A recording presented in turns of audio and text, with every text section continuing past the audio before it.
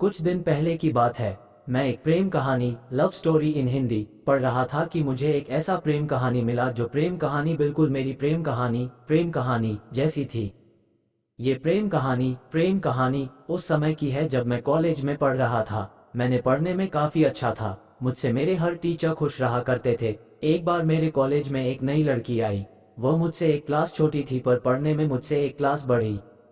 वह मेरे क्लास के सवालों को मुझसे कम समय में हल कर दिया करती थी।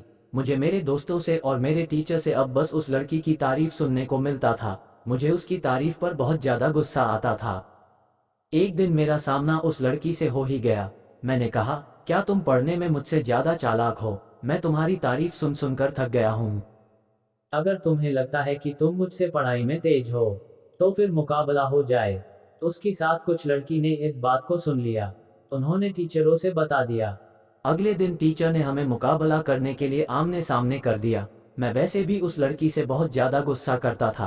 आज मुझे अपने गुस्सा को शांत करने का मौका मिल गया था।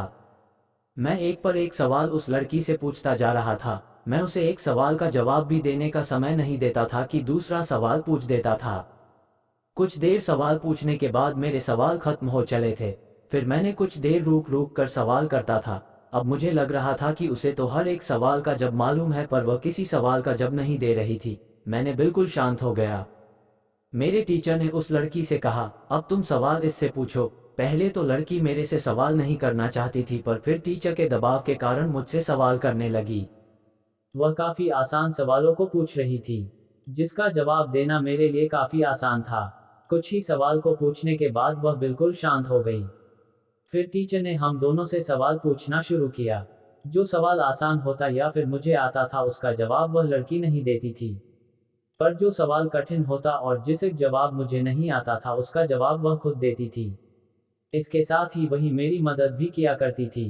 अब मुझे समझ में आ गया कि हम दोनों एक दूसरे के दुश्मन बनकर खुद का नुकसान कर सकते हैं और वह लड़की तो मुझे अपना दुश्मन नहीं दोस्त मानती है।